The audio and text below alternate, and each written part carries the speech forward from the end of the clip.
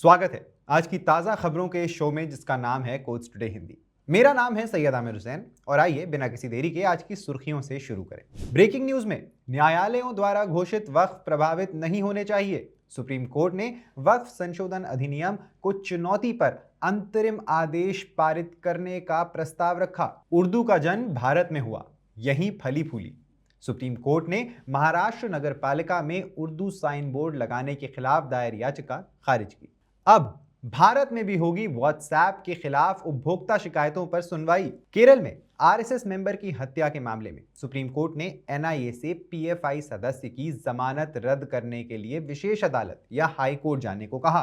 Karnataka high court ने राज्य सरकार को ऐसे क्लिनिकों की पहचान करने और उनके खिलाफ तत्काल कार्रवाई करने का निर्देश दिया जिन्हें फर्जी डॉक्टर चला रहे हैं। इन खबरों के बारे में ज्यादा जानकारी के लिए सब्सक्राइब करिए हमारा यूट्यूब चैनल या विजिट करिए हमारी वेबसाइट www.livelaw.in, जहां आप इन सारी खबरों के बारे में अच्छे से जान सकते हैं।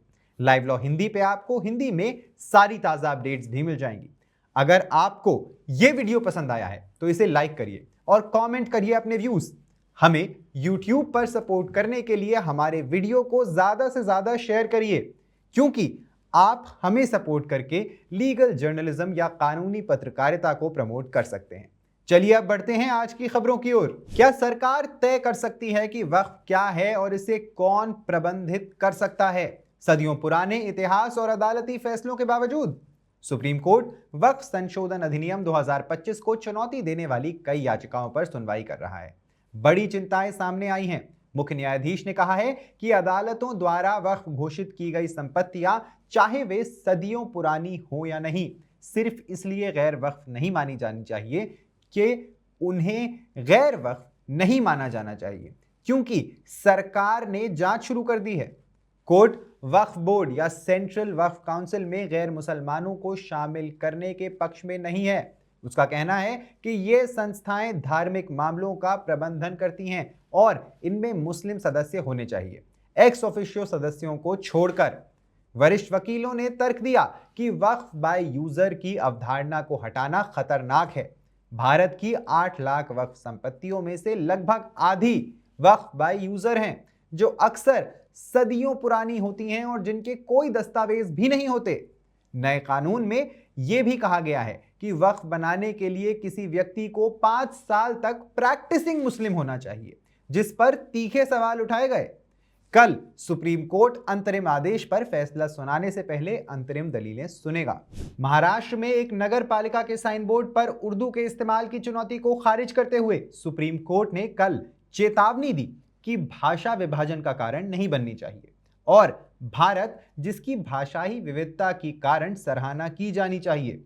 न्यायमूर्ति सुधांशु धूलिया और न्यायमूर्ति के विनोद चंद्रन की पीठ ने बॉम्बे हाईकोर्ट के फैसले की सत्यता को बरकरार रखते हुए ये टिप्पणियां की, जिसमें कहा गया था कि अकोला जिले के पातुर में नगर परिषद में की नई इमारत के साइन बोर्ड पर राज्य की आधिकारिक भाषा मराठी के साथ एक अतिरिक्त भाषा के रूप में उर्दू का इस्तेमाल महाराष्ट्र स्थानीय प्राधिकरण राजभाषा अधिनियम 2022 का उल्लंघन नहीं होगा।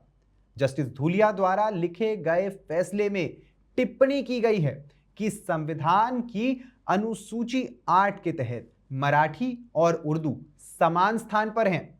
आगे कहा गया है कि 2022 का अधिनियम किसी अन्य भाषा के इस्तेमाल पर रोक नहीं लगाता है, खासकर संविधान की 8वीं अनुसूची में शामिल किसी भाषा पर। कोर्ट ने उर्दू के खिलाफ पूर्वाग्रह को और दूर करने में कड़ी मेहनत की। इसने कहा कि भाषा को धर्म के साथ नहीं मिलाया जाना चाहिए। उत्तर प्रदेश राज्य उपभोक्ता विवाद निवारण आयोग ने हाल ही में पाया कि चूंकि व्हाट्सएप भारत में अपने उपयोगकर्ताओं को सेवाएं प्रदान करता है, इसीलिए इसके खिलाफ उपभोक्ता शिकायत सुनवाई योग्य होगी। श्री सुशील कुमार पीठासीन सदस्य और श्रीमती सुधा उपाध्याय सदस्य वाले आयोग ने स्पष्ट रूप से कहा कि ये नहीं कहा जा सकता कि व्हाट्सएप के खिलाफ उपभोक्ता शिकायत इस आधार पर सुनवाई योग्य नहीं होगी कि ये एक विदेशी संस्था है। अपने 3 पन्नों के आदेश में आयोग ने जिला उपभोक्ता आयोग के इस निष्कर्ष को भी खारिज कर दिया कि व्हाट्सएप का उपयोगकर्ता उसका उपभोक्ता नहीं है और उसके खिलाफ उपभोक्ता शिकायत सुनवाई योग्य नहीं है। सुप्रीम कोर्ट ने बुधवार को राष्ट्रीय जांच एजेंसी यानी एनआईए की उस याचिका पर विचार करने से इनकार कर दिया जिसमें अप्रैल 2022 में पलक्कड़ में राष्ट्रीय स्वयंसेवक संघ यानी आरएसएस के सदस्य श्रीनिवासन की हत्या के मामले में पॉपुलर फ्रंट ऑफ इंडिया के 18 सदस्यों को केरल उच्च न्यायालय द्वारा दी गई जमानत रद्द करने की मांग की गई थी। एनआईए ने इस आधार पर जमानत रद्द करने की मांग की थी कि आरोपियों ने जमानत की शर्तों का उल्लंघन किया है। न्यायमूर्ति अभय अशोक और न्यायमूर्ति एनके सिंह की पीठ ने कहा कि जमानत रद्द करने की याचिका पर विचार करने के लिए विशेष अदालत या उच्च न्यायालय अधिक उपयुक्त मंच होंगे। इसलिए एनआईए द्वारा दायर विशेष अनुमति याचिकाओं पर विचार करने से इनकार करते हुए पीठ ने एजेंसी को जमानत रद्द करने की मांग करते हुए विशेष अदालत का या उच्च न्यायालय का दरवाजा खटखटाने की स्वतंत्रता दी। पीठ ने कहा कि उच्च न्यायालय ने खुद जमानत शर्तों का उल्लंघन होने पर जमानत रद्द करने के लिए आवेदन करने की एनआईए की स्वतंत्रता सुरक्षित रखी थी। कर्नाटक उच्च न्यायालय ने राज्य सरकार को तत्काल कार्यवाही करने, उन क्लिनिकों की पहचान करने और उन पर पर्दा डालने का निर्देश किया है जो राज्य में झूठे डॉक्टरों द्वारा चलाए जा रहे हैं। न्यायमूर्ति एम नागप्रसन्ना ने कहा कि ये झोला छाप डॉक्टर हैं जो खुद को डॉक्टर बताते हैं और दूर दराज के इलाकों में क्लिनिक खोलकर और उन्हें धोखा देकर निर्दोष ग्रामीण लोगों की जान को खतरे में डाल रहे हैं।